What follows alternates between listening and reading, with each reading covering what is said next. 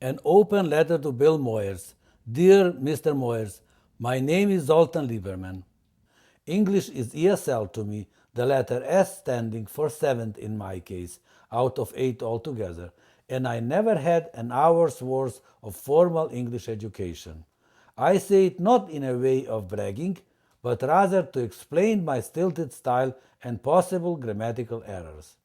I also missed out on younger age for its study and first started at 27.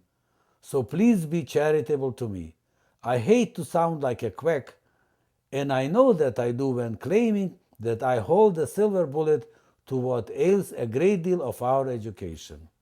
In my long quest for a uniform and universal mnemonic, I had discovered a method of learning and teaching vocabulary that is a serendipitous find in more ways than one. As it felicitously happened, it is also an engaging and fun game and patentable as such. The method is also trademarked as Name That Word, a takeoff from the popular TV show of the past Name That Tune. False modesty aside, proud as I am of my English vocabulary, my real claim to fame is my Name That Word. Figuratively speaking, I reinvented the printing press.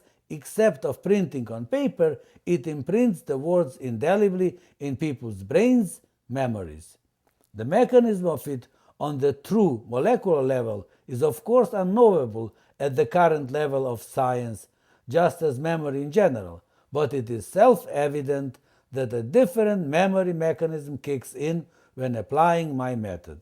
Besides being a remedial tool, it is also an instant diagnostic one.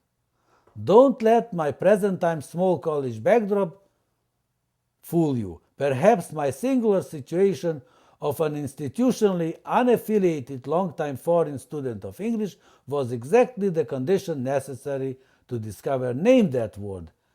Among the many ramifications of my method of teaching and learning vocabulary, I prefer to call the subject word literacy, a term of my own that is, in my opinion, more in keeping with modern terminology and reflects better the subject at hand, is my discovery of the less than satisfactory state of affairs with teaching of the subject in our schools.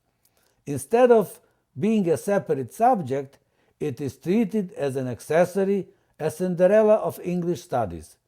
A corollary of my discovery is that insufficient volume of reading results a great deal from poor knowledge of vocabulary. Word literacy does not guarantee reading, but it is its prerequisite. Also, once learned word literacy is not a given. Just as a flower garden, it requires continuous care.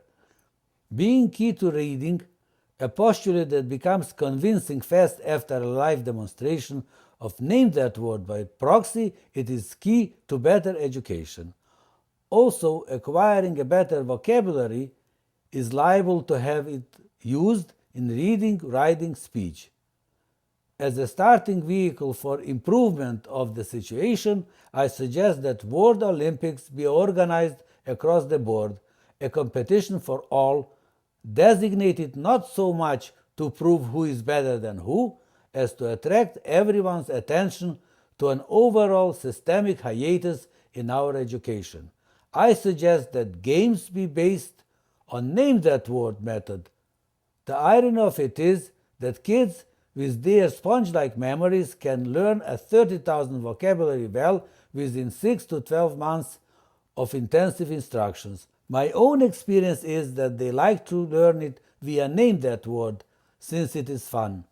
In the year of 2004, when the then NEA chairman Joya's reading at risk article summarizing 40-year-long statistical research came out, I wrote personal letters about Name That Word to all members of the Congress and Senate, to which I received about 140 answers, many of them praising it and even promising to vote for it when the pertaining issue would be raised for legislation.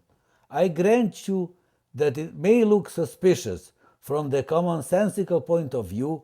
Why would a good remedial method claiming to be designed to revive and enliven reading to be so almost universally, willfully rejected. It took me years to figure it out, fear of embarrassment. Yet it is way beyond last thing anybody would want to do is to embarrass anyone. It will serve as a first-rate tool to learn and upkeep word literacy, both for students and teachers. I have demonstrated, named that word to thousands of people, many of them linguists. I yet have to meet anyone not impressed by it way beyond expectation. Their, not mine. Sorry, Mr. Moyers, my letter turned out longer than intended.